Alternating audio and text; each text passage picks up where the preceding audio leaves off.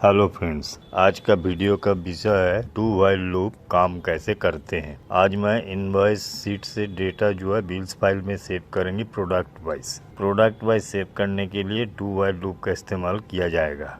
इसके लिए हमें सबसे पहले एक वेरिएबल बनाना है आई लॉन्ग टाइप का वेरिएबल बनेगा क्योंकि ये न्यूमेरिकल वेरिएबल है और इसमें कैलकुलेशन भी किया जाएगा। इसके अलावा देखिए इसमें WS इनवॉइस और WS बिल्स फाइल्स भी दो वेरिएबल है। बिल रो ये भी एक वेरिएबल है। तो WS इनवॉइस और WS bills file, WS sales file, ये तीन वेरिएबल जो है पहले बना के इसके साथ तीन वर्कशीट को सेट किया गया। ये है इस वर्कशीट का सेट करने का कमांड। इसमें तीन अलग अलग वेरिएबल के साथ तीन अलग अलग वर्कशीट को सेट कर दिया गया है। उसके नीचे है बिल रो, ये भी एक वेरिएबल है। इसके साथ जो ब्लैंक रो है उसको स्टोर किया गया है। पिछले वीडियो आपको देखने पड़ेंगे, उसमें इसके बारे में मैंने बताया है।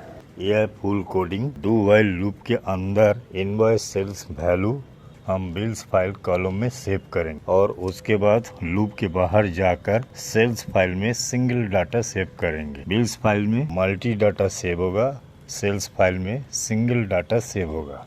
डू व्हाइल कमांड के नीचे एक विथ कमांड है, विथ WS बिल्स फाइल। उसके नीचे देखिए हर कमांड डॉट सेल्स के बाद शुरू हुआ है। अगर आप विथ कमांड नहीं लगाएंगे तो हर बार आपको WS बिल्स फाइल लिखना पड़ेगा, जिसके कारण आपको टाइम बहुत लग सकता है और स्पेलिंग मिस्टेक होने का भी खतरा रहता है। विथ कमांड अगर आप लगाएंगे तो आपका टाइम का भी बचत होगा, स्पेलिंग मिस्टेक होने की खतरा कम होगा क्योंकि आपको WS बिल्स फाइल ये बार बार लिखना नहीं पड़ेगा। नीचे देखिए है एंड विथ, मतलब जो विथ कमांड शुरू हुआ था वो यहीं पर खत्म हो जाता है। अब यहाँ पर देखिए आई का वैल्यू 13 है। 13 का मतलब क्या है? WS इनवॉइस फाइल्स को अब ओपन करेंगे तो देखेंगे प्रोडक्ट डिटेल्स जहाँ शुरू हो रहा है उसका पहला रो है 13। अब देखिए do while WS invoice dot sale bracket में आई का मतलब पहले ही हमने बता दिया 13, मतलब रो नंबर 13। उसके बाद है टू का मतलब कॉलम बी 13 रो, मतलब B13 में प्रोडक्ट आईडी का वैल्यू है। अगर प्रोडक्ट आईडी का वैल्यू ब्लैंक नहीं है तो नीचे जो बिल रो है, मतलब बिल्स फाइल का रो, उस रो में इनवॉइस शीट का डाटा बिल्स फाइल में सेव होगा।